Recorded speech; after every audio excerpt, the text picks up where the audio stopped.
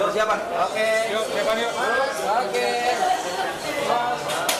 Oke, pasien berikutnya.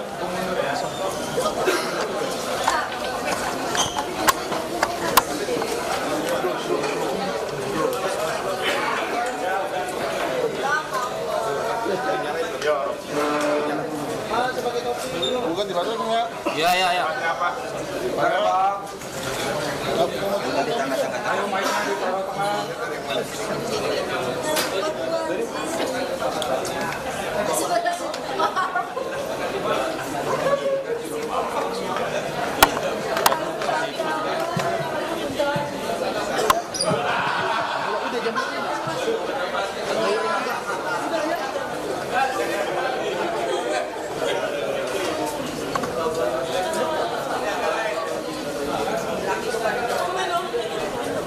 Handphone.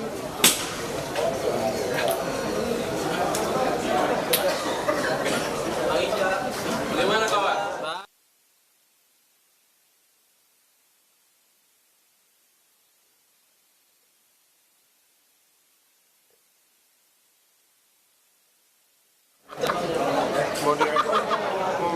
Ya, selamat malam. Yasir dan juga saudara, sampai dengan saat ini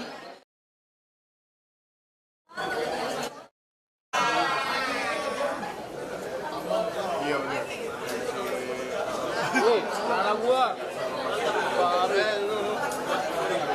Oke.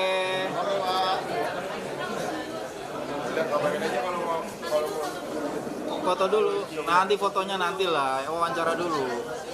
Ini standar broadcast ini. Ayo mic-nya digoyang. Mic-nya digoyang mana ini? Pak, pakai mic, Pak.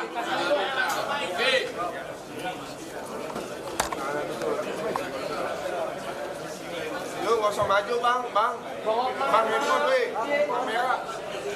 Yang pakai topi HP, woi. Bang Hotman, ada di sini, Bang Hotman. Kamera, Pak. Gitu dia. Pak Panitra izin. Pak Iva, Pak, belum Pak? Udah, jelas belum? Lagi Pak, lagi. Tahan Pak. Mau diambil dulu Pak, tahan Pak. Kalian direkam. Tahan Pak. Agak lain kan? Agak lain Pak, oke.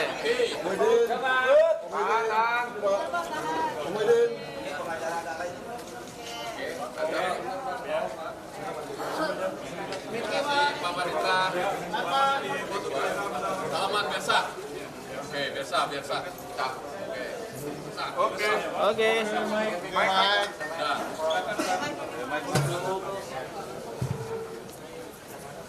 Sedikit pembatasnya. Oke. Mau lighting nggak? Mau tembak ya? Tanda broadcast kan ini?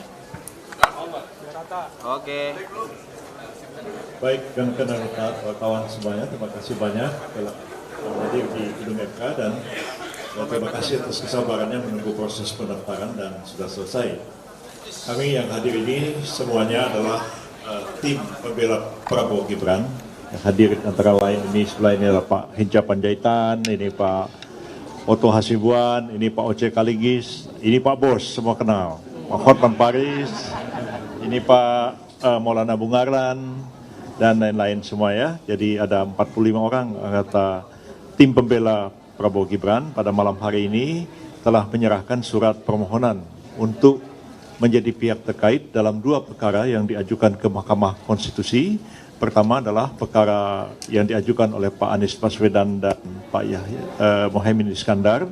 Dan yang kedua adalah perkara yang diajukan oleh Pak Ganjar Pranowo dan Pak Mahfud MD. Oleh karena ada dua pemohon, maka kami mohon untuk menjadi pihak terkait pada kedua perkara tersebut. Dan seluruh kelengkapan yang diminta oleh Mahkamah Konstitusi telah kami serahkan malam ini. Antara lain surat kuasa sudah lengkap semuanya, berita acara sumpah, kartu tanda anggota advokat, semuanya lengkap, tidak ada satupun yang kurang. Juga surat kuasa sudah ditandatangani oleh Pak Prabowo Subianto dan Pak Gibran Raka Buming Raka dan sudah sah, dan juga sudah ditandatangani oleh seluruh penerima kuasa dan sudah diserahkan ke Mahkamah Konstitusi malam hari ini. Kemudian surat permohonan sudah diserahkan juga masing-masing satu-satu untuk satu permohonan. dan sudah dinyatakan lengkap seluruhnya oleh Panitera Mahkamah Konstitusi dan sudah dicatat dalam pendaftaran, dan tentu kami akan menunggu sidang Majelis Hakim Mahkamah Konstitusi itu memutuskan apakah permohonan kami diterima atau tidak diterima sebagai pihak terkait dalam kedua perkara yang sudah didaftarkan ke Mahkamah Konstitusi ini. Dan selanjutnya kami akan mempersiapkan jawaban atas permohonan yang diajukan oleh kedua pemohon, dan itu sudah harus diserahkan ke Mahkamah Konstitusi pada tanggal 27 Maret yang akan datang, dan pada tanggal 28 sesuai dengan jadwal yang disusun dalam peraturan Mahkamah Konstitusi nomor 1 tahun 2024, kami diberikan kesempatan untuk menjawab ya, atau membacakan jawaban terhadap permohonan yang diajukan oleh kedua pemohon pada tanggal 28 Maret yang akan datang. Jadi kami harus kerja maraton, ya, kerja, dan sudah bekerja sejak kemarin, dan insya Allah solid tim ini, dan satu suara, ya, di depan-depan ini orang besar-besar semua ini. Ada Pak Oto, ada Pak Oce, apalagi yang sebelah kanan saya ini bos besar. Jadi insya Allah tim ini solid, ya, satu suara, satu sikap dalam membela Pak Prabowo Gibran, dan kami berkeyakinan bahwa insya Allah kami akan mampu menjawab atau menangkis seluruh argumen dan dalil-dalil serta alat bukti yang diajukan oleh para pemohon dalam perkara ini. Dari saya cukup, barangkali silakan Pak Oto barangkali yang menambahkan. Pak Oto ini wakil ketua tim pembela, ya. Ada Pak Fahri Bahmid juga wakil ketua, ya, ada di belakang, ya. Silakan Pak Oto. Terima kasih teman-teman semuanya. Terima kasih Pak Hinca, Pak Yusril, Pak Hotman, Pak Oce, Pak Maulana, ya, dan teman-teman yang lain ada di sini, Pak Fahri. Saya hanya untuk memperkuat aja apa yang dikatakan oleh Pak Yusril tadi, bahwa Pak Yusril mengatakan dia optimis bahwa kita bisa menghancurkan semua serangan-serangan daripada pihak 01 dan 03 di dalam permohonannya, bukan serangan yang lain, ya, dalam permohonannya. Karena apa? Karena memang secara formal kami melihat bahwa gugatan yang diajukan oleh 01 dan 03 tersebut adalah cacat formil. Cacat formil, cacat prosedural, sehingga karena tidak memenuhi syarat formil, maka kami melihat bahwa berpotensi besar bahwa permohonan itu tidak akan dapat diterima. Itu yang paling mendasar. Karena apa? Alasan kami karena bahwa sengketa yang disampaikan sekarang ini sesungguhnya adalah dalil-dalilnya itu mengenai soal proses pelanggaran-pelanggaran di dalam pemilu. Padahal kalau pelanggaran-pelanggaran dalam pemilu itu adalah ranahnya Bawaslu. Yang Bawaslu bisa masuk ke Petitun, bisa masuk ke Mahkamah Agung. Sedangkan yang dimasukkan di dalam MK ini, yang ranahnya MK ini adalah merupakan perselisihan tentang hasil pemilu, ya, dan itu tegas diatur di dalam pasal 476 Undang-Undang Pemilu dan telah diadopsi di dalam peraturan Mahkamah Konstitusi tahun 2023 yang tegas menyatakan bahwa untuk mengajukan permohonan saja itu di dalam PMK itu diatur apa yang harus dimohonkan. Pokok-pokok permohonan itu jelas diatur di sana adalah harus mengenai tentang perhitungan suara mana yang benar, mana yang tidak benar. Itu saja yang diatur sana. Petitumnya pun haruslah membatalkan tentang keputusan KPU tentang perhitungan suara. Dan yang benar yang mana. Itu yang sudah limitatif diatur di dalam PMK itu. Sedangkan sekarang yang diajukan oleh pemohon adalah pelanggaran-pelanggaran, bansos lah, kecurangan lah, dan sebagainya, yang itu sama sekali tidak diatur dan tidak masuk dalam proses yang harus ditangani oleh MK.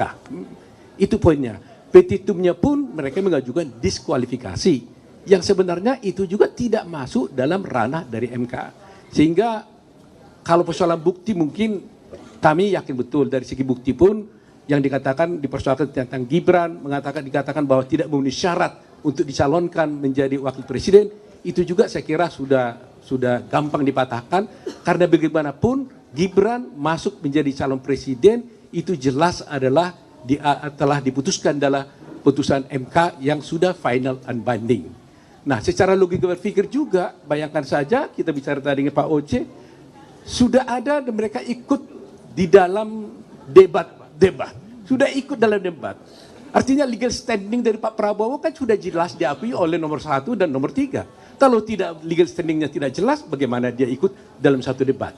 Nah, itulah mungkin yang saya sampaikan, hal-hal banyak lagi yang bisa disampaikan oleh teman-teman yang lain, tapi itulah poin yang paling penting. Kami yakin permohonan itu tidak akan diterima karena cacat formil dan tidak berdasar. Terima kasih teman-teman. Pak Hotman mungkin. Silakan Pak. Oke, dalam hukum dikenal dengan ajas bahwa tindakan atau perbuatan bisa merupakan pengakuan. 2 kali 01 dan 02 mengakui keabsahan Gibran. Waktu pendaftaran mendapat 01 dan 03 2 kali mengakui keabsahan Gibran. Waktu pendaftaran di KPU mendapatkan nomor. Ya, malah mereka pesta pora berdiri, ya. Berdiri 01, 02, 03 berdiri, tidak ada satupun protes tentang keabsahan dari Gibran. Itu pengakuan pertama. Pengakuan kedua, sebagaimana tadi Bung Otto bilang, dalam debat cawapres. Berapa kali Gibran debat dengan cawapres 01 dan 03, itu atas undangan KPU dan tidak ada protes satupun. Kok sekarang KPU disalahkan? Jadi, ya disalahkan KPU-nya. Kok Gibran tidak memenuhi syarat? Jadi menurut kami sih rada cengeng, itu aja deh jawabannya. Baik, Pak Oce ada mau tambahkan sepatah dua kata-kata. Ini Pak senior kita ya. Saya cuma mau bahas mengenai bukti narasi. Bukti narasi tidak dikenal di dalam pembuktian, coba itu. Dan saya sudah siap untuk itu. Dan saya mendukung semua teman-teman saya, Pak Otto sebagai wakil saya, Pak Ketua, dan kami telah sangat siap dan kami adalah satu di dalam pembelaan. Terima kasih. Ini Pak Fahri Bahmid juga wakil ketua tim pembela ya. Tadi Pak Hotman sudah, sekarang ini wakil ketua Pak Fahri Bahmid. Silakan Pak Fahri. Ya, terima kasih. Sudah banyak hal yang sudah disampaikan oleh ketua tim tadi, Bapak Profesor Yusril Isamahendra, kemudian wakil ketua tim Bapak Profesor Otto Hasibuan dan senior kami Pak Profesor Oce Kaligis dan Bang Hotman. Kami mungkin menambahkan beberapa hal penting saja bahwa sejauh ini tim sudah bekerja untuk membedah anatomi dan konstruksi permohonan yang diajukan oleh dua pasangan calon, dan bagi kami ini persoalan yang sangat standar saja. Jadi sejauh ini yang kita identifikasi tidak ada hal yang sangat istimewa dalam permohonan ini. Tadi sudah disampaikan sama Pak Otto Hasibuan bahwa format permohonan ini sebenarnya tidak dikenal. Ini sesuatu yang sangat tidak generik sebenarnya ya. Ini sangat tidak lazim. Cuman karena itu adalah hal yang sudah diajukan, kami berkewajiban secara konstitusional untuk membantah semua itu. Jadi semua permohonan telah kami susun. Pada saatnya nanti sekitar hari Kamis, kalau nanti dalam pemeriksaan pokok persidangan, kami akan mengajukan jawaban secara tertulis, yang akan kami sampaikan secara komprehensif tentunya. Jadi banyak hal sebenarnya yang telah kita identifikasi yang tidak perlu kita sampaikan secara terbuka. Mungkin nantinya pada saat persidangan kita akan menyampaikan secara lebih jelas ya. Jadi sebagai kesimpulan bahwa kita hargai saja apa yang mereka ajukan hari ini sebagai bagian dari hak konstitusional mereka, walaupun dalam konteks tertentu kita pandang sebagai sesuatu yang tidak lazim dalam mekanisme hukum acara dan pembuktian di Mahkamah Konstitusi. Mungkin seperti itu yang dapat saya tambahkan dari apa yang telah disampaikan oleh Profesor Yusril. Terima kasih.